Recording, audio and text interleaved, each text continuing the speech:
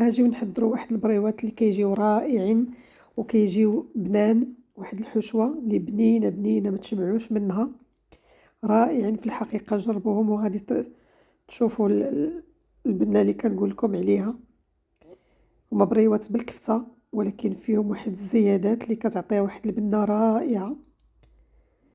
ان شاء الله يعجبوكم وغتجربوهم.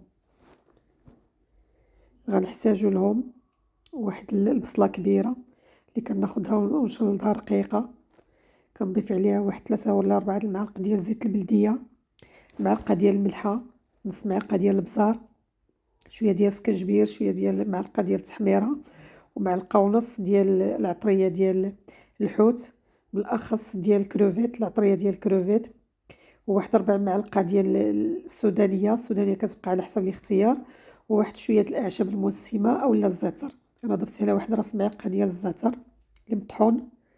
من بعد كنبدا نشحر في ديك البصلة ديالي حتى كطيح، وكنضيف عليها الكفتة، كنحاول نفرتت ديك الكفتة كتبقى على حسب القدر اللي بغيتو تصاوبوا ديال البريوات.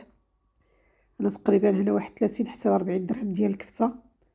في الاخير نسيت المعلقة ديال الثومة، ضفت لها واحد نص معلقة ديال الثومة مطحونة، وجوج معالق ديال المعدنوس.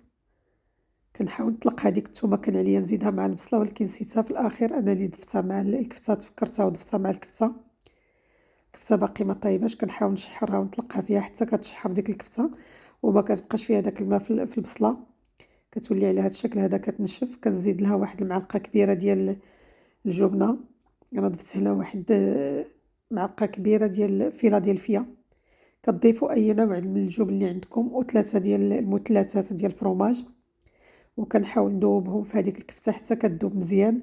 كيعطيها واحد المذاق رائع. هو ديك المعلقة ديال العطرية ديال الكروفيت، الا ما متواجدش عندكم العطرية ديال الكروفيت كديروا العطرية ديال البسطيلة اولا معلقة ديال العطرية ديال الحوت. كنجيب الورقة اللي غادي نخدم بها البريوات ديالي، غنخدم هنا بالورقة اللي كتكون صغيرة. الا عندكم نتوما كبيرة كتخدموا بها، كتقسموها غير على جوج وكتخدموا البريوات، كتجي سهلة. انا هنا غادي نحاول مع الورقة الصغيرة غادي نحاول نطولها، كندير جوج وغادي ندهنها بشوية ديال الزيت. هذيك الزيت كندير فيها معلقة ديال التحميرة ومعلقة ديال السودانية، وكنخليها حتى كتطلق فيها، وكنصفيها من داك التحميرة ومن داك السودانية، وكنبدا نستعملها المخبوزات ولا البريوات ولا لي صيغار اللي عندي. كنطوي بهذا الشكل هذا كما كتشوفوا.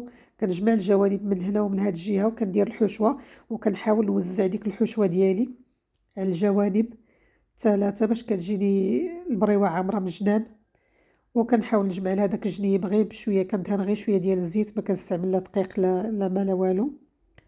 وكنجمعها وكنديرها في لاطا اللي غادي تدخل الفران. انا غادي نعاود معكم باش تشوفوا الطريقه سهله كما كتشوفوا. كنجمعها من الجناب وكندير الحشوه ديالي في الاول، وكنحاول نطلقها ونعمر هذوك الجناب، وكنحاول نجمعها في الاخير بشويه ديال الزيت، كندهنها وكنردها في اللاطا. وكنستمر بنفس الطريقه حتى كنكمل البريوات كاملين اللي عندي. الحشوه كتكون بارده كنخليوها حتى كتبرد تماما باش ما كتقطع لكمش الورقه. وكنحاول نطوي هنايا، وانا كنطوي وانا كنوزع هذيك الحشوه ديال الكفته باش كتجيني في الجوانب كلها.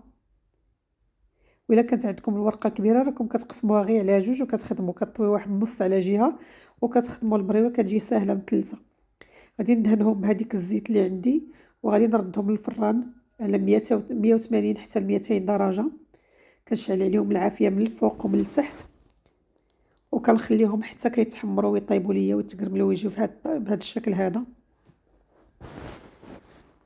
كيجيو محمرين، كيجيو مقرمشين لذاد، واحد البنه فيهم ما تشبعوش منهم في الحقيقه. كيجيو معلكين من داك الفرماج.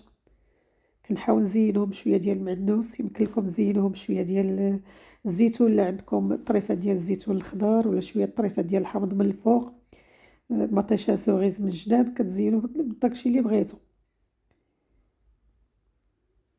وما تنساونيش الى عجبكم الفيديو باشتراك وتعليق وجيم وبارطاج، وان شاء الله نتلاقاو في فيديو جديد وصفه جديده. مع السلامه.